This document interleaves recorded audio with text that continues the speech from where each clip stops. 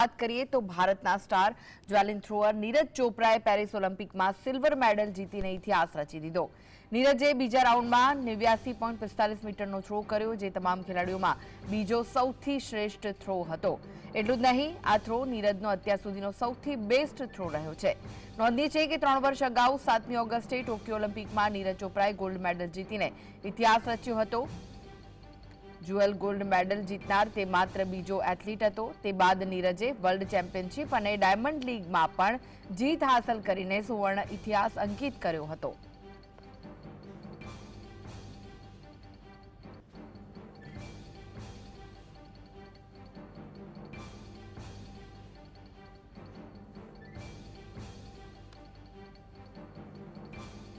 તો Tokyo Olympic 2021માં નીરજે gold medal હાંસલ કર્યો હતો।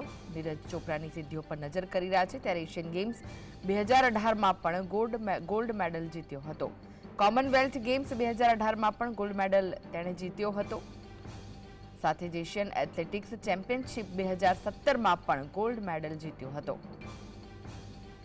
વર્લ્ડ 20 એથ્લેટિક ચેમ્પિયનશિપ 2016માં પણ ગોલ્ડ મેડલ નીરજ ચોપરાએ જીત્યો હતો।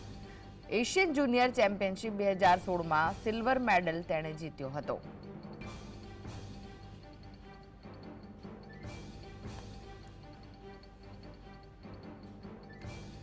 તો નીરજ ચોપરાએ આ વખતે સિલ્વર મેડલ હાંસલ કર્યો છે। આ પહેલા અનેક વખત તે ગોલ્ડ મેડલ જીતી ચૂક્યો છે। કોમનવેલ્થ ગેમ્સ 2018માં પણ નીરજે ગોલ્ડ મેડલ જીત્યો હતો। તો એશિયન એથ્લેટિક્સ ચેમ્પિયનશિપ 2017માં પણ ગોલ્ડ મેડલ જીત્યો હતો।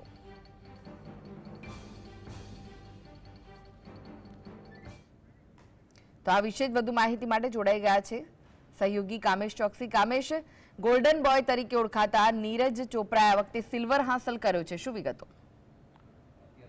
બિલકુલ ચોક્કસથી આપને કૃષ્ણા જણાવી દઉં કે વહેલી સવારના ખૂબ સારા સમાચાર સામે આવી રહ્યા છે। સમગ્ર દેશ માટે ખૂબ સારા સમાચાર છે, કારણ કે પેરિસ ઓલિમ્પિકની જો વાત કરવામાં આવે તો પેરિસ ઓલિમ્પિકમાં ભારતના એથ્લેટ સ્ટાર જે જ્વેલિન થ્રોઅર નીરજ